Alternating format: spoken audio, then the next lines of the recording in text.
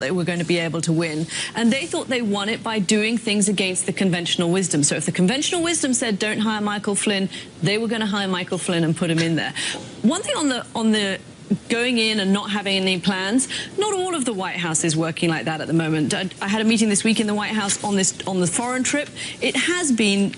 They've spent a lot of time planning that. They have an incredibly ambitious agenda. They've thought through all of the different steps. Oh, no, no. If they can deliver them, I'm not sure. There are people in the White House who do think about things. Foreign policy. I mean, you look at Secretary Mattis, and you look at General McMaster, you look at Dina Powell, you look at that group. Yes, they're planning this out. They believe they have a chance to make a real difference in U.S. foreign policy.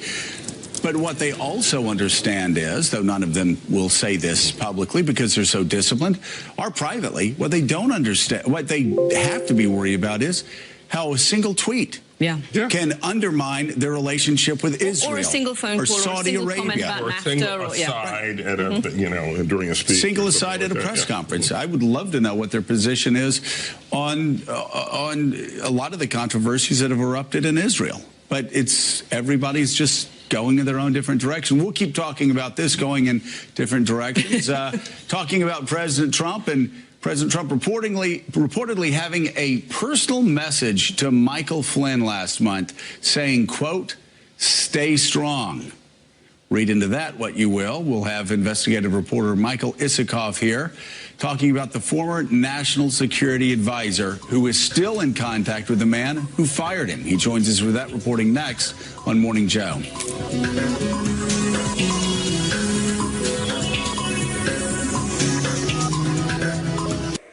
Donald Trump and his associates are facing multiple FBI investigations over foreign payments and possible collusion with a foreign government, as well as investigations in the House and Senate, and now a special counsel.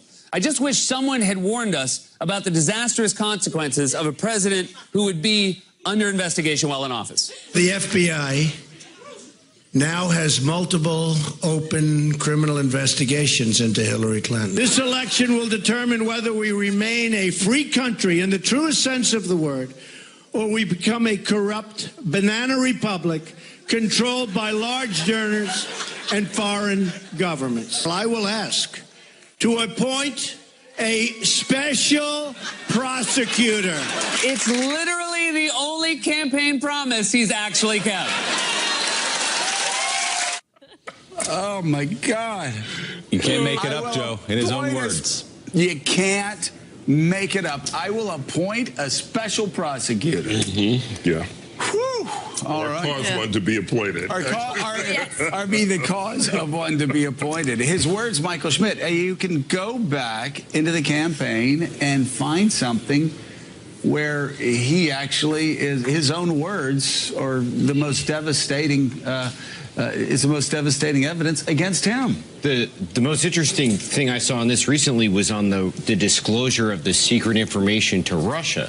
I mean, this was a guy who ran on the issue of how Hillary Clinton managed classified information. It was what Mike Flynn pushed. It was their whole thing. And she never, those secrets, we have no evidence ever were given up to a foreign power. And here he was in the Oval Office doing that exact thing. Yeah. All right, still ahead, we're going to bring in Senator Sheldon Whitehouse, the ranking member of the subcommittee that had Sally Yates testify just last week, plus Deputy Republican Whip Congressman Adam Kinzinger, when Morning Joe comes right back.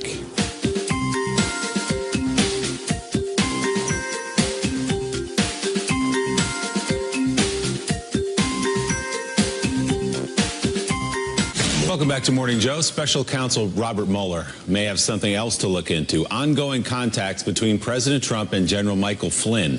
In a piece for Yahoo News, investigative reporter Michael Isikoff says not only does General Flynn remain loyal to the president, but the two still are in communication. According to the report, Flynn was meeting with friends at a dinner late last month when he indicated he had just received a message from the president saying, quote, "Stay strong." And Michael Isikoff joins us now. Michael, good morning. Good to see you. So Put this into a little context for us. When was it? How did it happen? And is the president still talking to General Flynn through all the news we've seen in the last couple of weeks? Yeah. Interestingly, look, this was the evening of April 25th. That was a really tough day for Michael Flynn because Jason Chaffetz and Elijah Cummings had just come out, said they'd reviewed classified Pentagon documents that confirmed that Flynn had not disclosed the foreign payments he had gotten from Turkey and from Russia, and that this raised legal questions.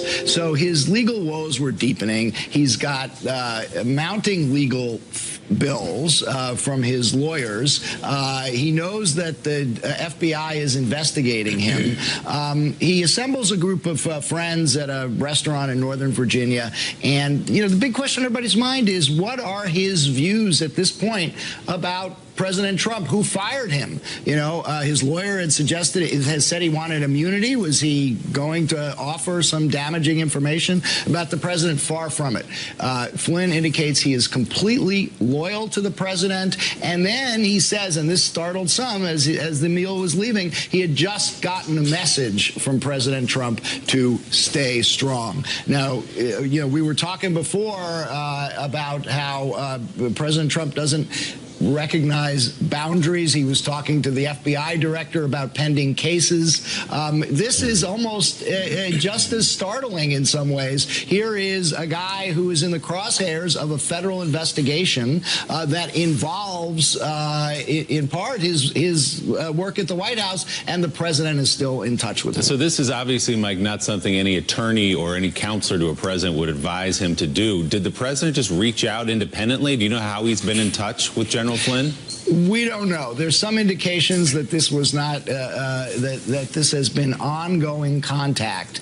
And what's significant about this is, there's multiple areas where Flynn has potential legal liabilities, but just go back to what got him fired in the first place. That conversation with the Russian ambassador, Kislyak, December 29th, in which he indicated that they would revisit sanctions. And that was not known to Vice President Pence and others. One key question here that has not been answered is, did President Trump, then President-elect Trump, authorize him to have that conversation? Was he briefed on it at the time? Because you remember, Vice President Pence said he didn't know about it. The White House gave misleading, false accounts. Yeah.